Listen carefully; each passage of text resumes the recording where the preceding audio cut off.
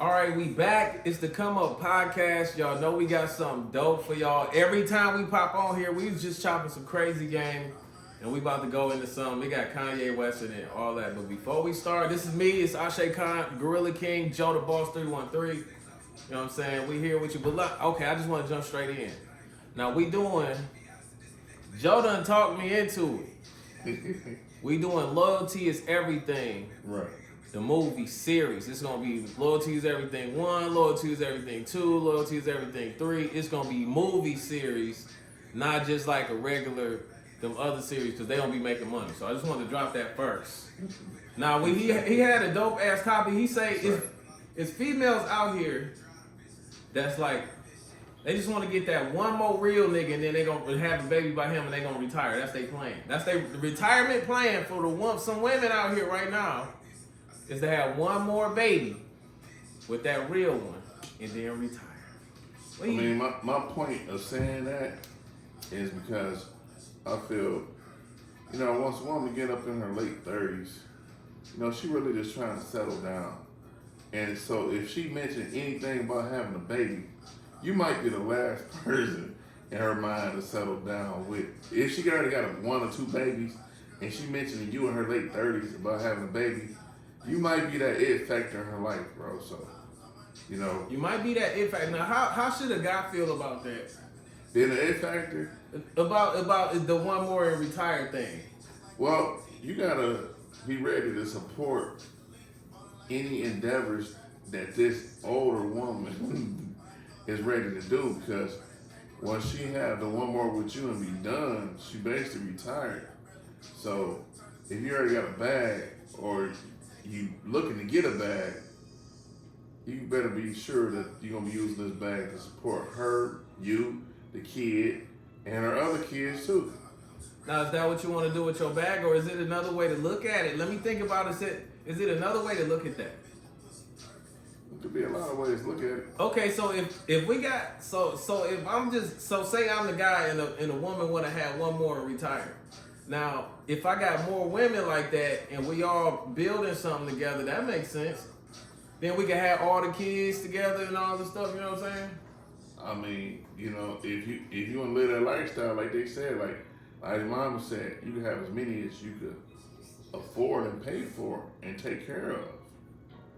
But what if, I'm just saying, I got a different thought on that, and not to say it's better or worse, but it's 2024. Right. And there's some different things going on. What if instead of the guy having to be able to have enough money to take care of 4 different women, what if the 4 women had their own jobs and they brought to the table something? Now it could be 6 women or 8 women or 10 women instead of one guy trying to support multiple people and this shit not working clearly. Clearly that's not working. But if the women, I don't see the problem with the women having a job. What is the problem with the women having a job? There's nothing wrong with them having a job. You going into this multiple relationship thing, looking to take care of 3-4 women. They say if you're a strong person, you could pull like one person or 2 people, you could be dragging them, or like 3 people, you could be He-Man dragging them and pulling them, right? But they say you could run with thousands of people. It's like it don't really make sense to be trying to drag and pull 3 people that don't want to be pulled when you could be running with people. You know what I'm saying? And then yourself, you can reach your full potential. Same thing. You trying to take care of 3-4 women. Now what do you have to invest in your purpose in life and your business? You investing in getting taking care of some women. But what if y'all was all making money? Then whatever your purpose is, whatever y'all dreams is, y'all could power that with the money that y'all bringing in instead of just not leeching, but pulling out this one guy. And that's the mind state that we've been talking about setting everybody at, to be equals in a relationship. That seemed more equal to me in a relationship. Right. You know what I'm saying? Then, I'm gonna come in and this nigga take care of me. Like, damn, okay. I'm cool with I take care of my woman, but as long as she taking care of me. So I'm good with that. But like, my thing is different. I like to make money. So whenever I have a woman that really, we got a good chemistry, we make more money together. That's just how it works. Right. And now you bring another person, we making more money. You get 3-4 people, we making more money. Just more money is coming in. We can do all kind of stuff with money. Right. Without money, everybody looking who fucking who. You got a bunch of money, ain't nobody really kind of thinking about who fucking who. Where we about to go? We on our way to Miami. We on our way to the islands to film some shit. Nobody thinking about who fucking a nigga in Detroit. Ain't no nigga in Detroit even about to fuck no broad that's doing all this shit. If he do, it's like, why did you do that, dummy? You know what I'm saying? No, not like that, but you know what I'm saying? You know, don't just localize yourself. It's a whole world out here, but you want to connect in with a team though, or like a family. Cause it is a whole world out here. And like most times niggas don't give a fuck. That's why I try to have it to where whatever we doing, we really care about the people that's around. That's right. I just did a live and my man was saying some shit in the background. He like, oh, I need you to take that down, bro. All right, I take the shit down. Fuck that live. I care about this nigga and what's going on in his life. You see what I'm saying? That's where you gotta be today, man. I mean, some people do stuff for clout, but at the end of the day, you gotta do stuff to care about others at the same time too, because you just never know what the other person's life is like. You know, a lot of people have came to me and said, hey man, what you think about Kanye West? I can't really speak on Kanye West because I have not been at his level, but I'm starting to kind of understand what he's doing. It's a process of elimination. You know, if you can't take me being crazy, you don't need to make these millions with me. And I feel that's what he's thinking. And people say, he's always acting up. He's always doing this. I just think he feels if you can't take him being himself or acting crazy, don't fuck with him. Now, I just want to jump in on Kanye West and his strategy. He just made a bunch of millions for the Super Bowl. Right. So this is what I heard. So y'all go check and y'all let me know.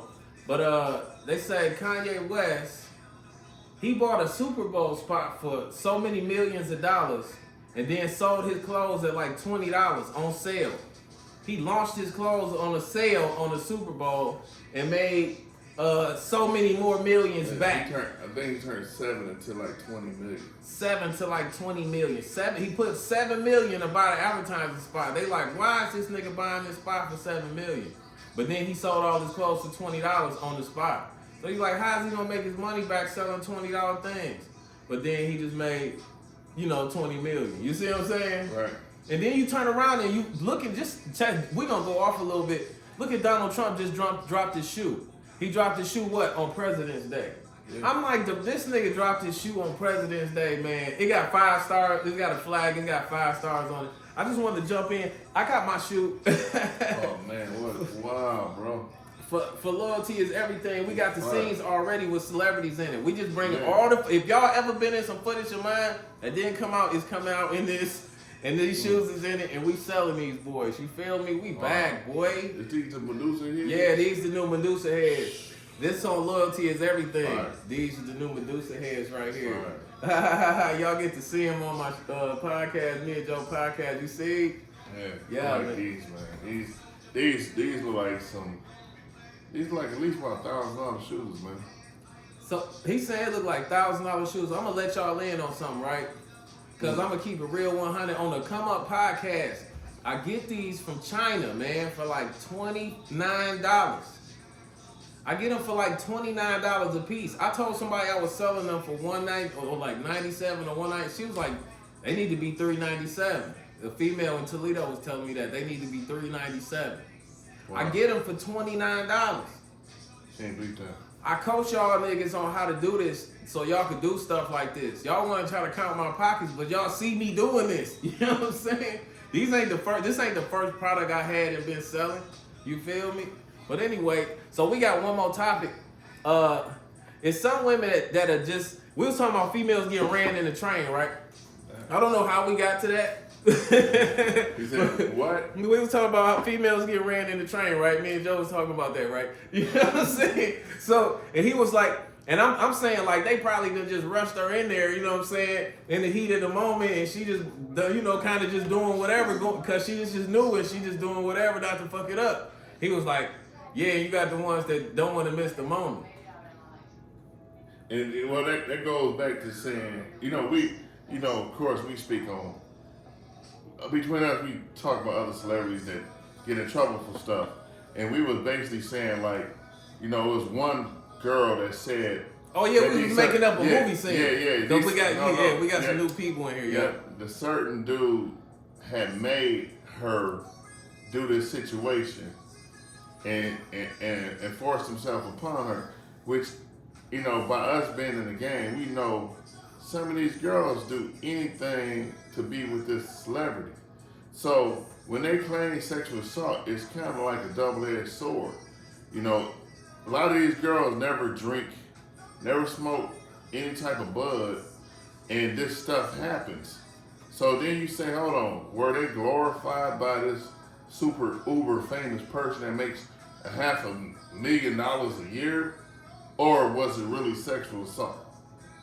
You know, which a lot of people say, hey, you know, it is a double-edged sword. You actually stayed out past 3 o'clock in the morning with this uber famous person.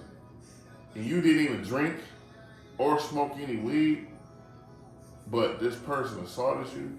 So, you know, and he was basically saying, you know, that same person said they ran a train on her. So I was like, some women do crazy stuff to be with these famous people.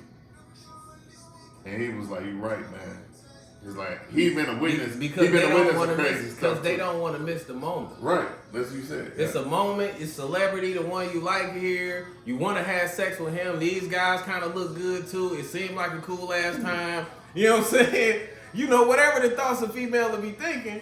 And then she'll do it. And then later, especially if somebody done said something adverse about it, then, oh, I ain't even want to do that. Right. He took advantage of him. Yeah.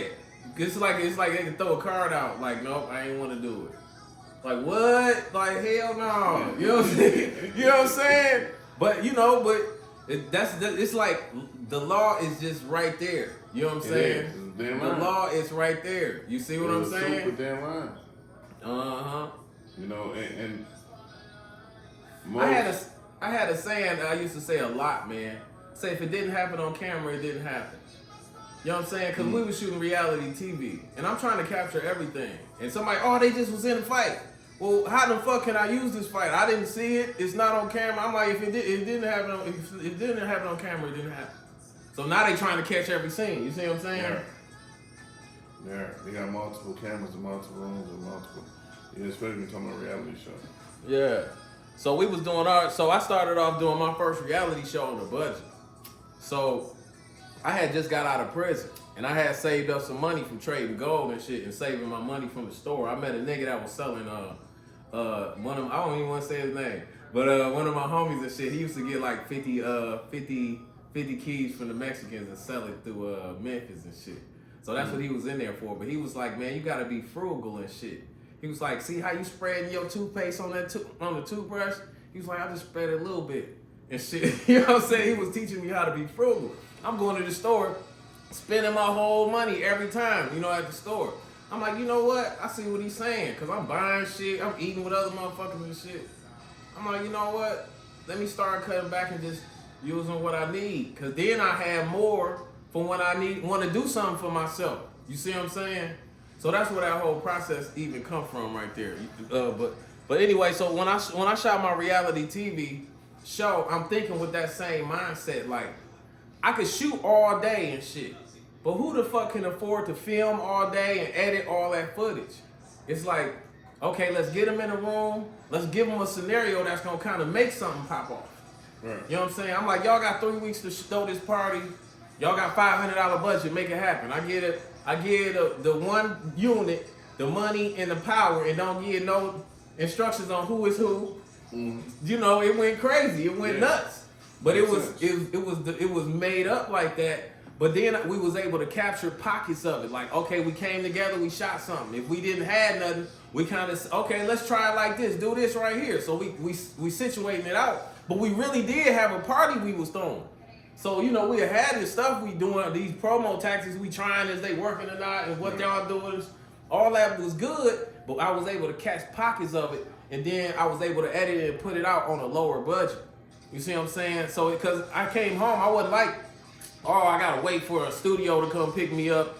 And, you know, all these excuses and shit a nigga be having. I kept doing interviews. I was getting people coming, but they wouldn't stay. Or